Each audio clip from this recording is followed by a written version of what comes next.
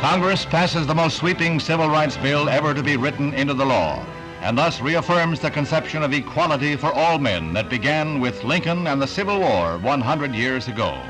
The Negro won his freedom then. He wins his dignity now. 5 hours after the House passes the measure, the Civil Rights Act of 1964 is signed at the White House by President Johnson. Before an audience of legislators and civil rights leaders who had labored long and hard for passage of the bill, President Johnson calls for all Americans to back what he calls a turning point in history.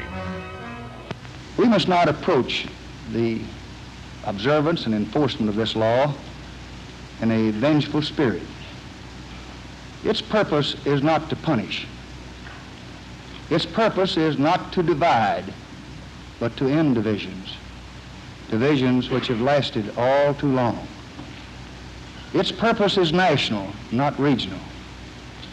This Civil Rights Act is a challenge to all of us to go to work in our communities and our states, in our homes and in our hearts, to eliminate the last vestiges of injustice in our beloved country. So tonight I urge every public official, every religious leader, every business and professional man, every working man, every housewife, I urge every American to join in this effort to bring justice and hope to all our people and to bring peace to our land. There's warm applause from members of both parties as the president sets to work. It is work. He uses nearly 100 pens to affix his signature and date. Souvenirs go to Republican leader Everett Dirksen and Democratic whip Hubert Humphrey. The president seems to have mastered the art of just touching each pen to the paper.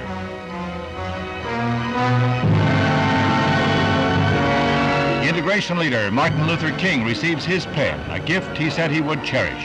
The Department of Justice will enforce the law if necessary, and G-Man Chief J. Edgar Hoover is present. Another group of pens is reserved for the Kennedys, and the Attorney General is entrusted with a half dozen.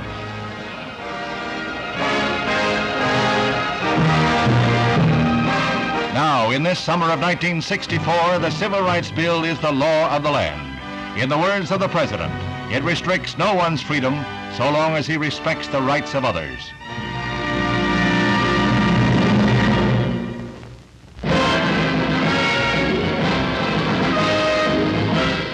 It's an all-Australian finale at Wimbledon in the men's singles. Roy Emerson has sought the title for 9 years, and now, in the far court, he serves to countryman Fred Stolle and picks up a point on his road to the title. It's a slam-bang match with both men fighting for every tally. In the fourth set, Emerson bears down. He picks up another game as Stolle nets the ball. Leading 2-1, Emerson goes out at the match point and gets it to win the only major title that eluded him until today.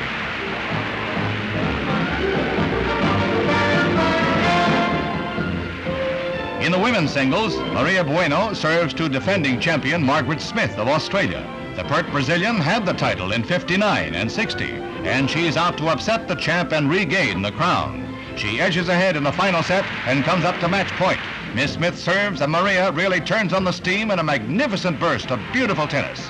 It's the climax of a comeback that has the crowd on edge.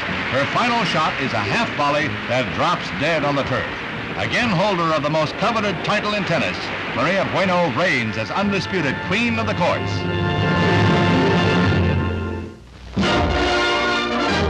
The suburban handicap at New York's Aqueduct, and KELSO goes to the post as the favorite in the crowd of 50,000 who see 8 horses get away in the $100,000 Classic.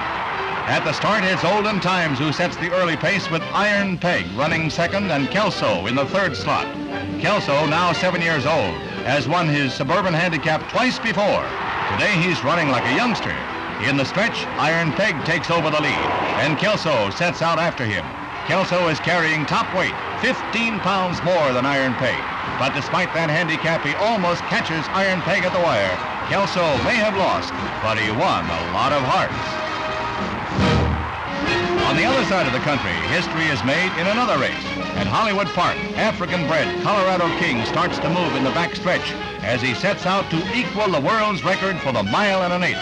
Watch his number 3. Brought from South Africa last year, he has yet to score a victory in the U.S.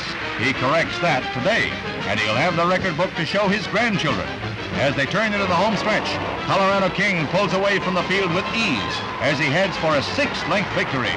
The world's record for this distance, 1 minute, 46 and 2/5 seconds. That is Colorado King's winning time today.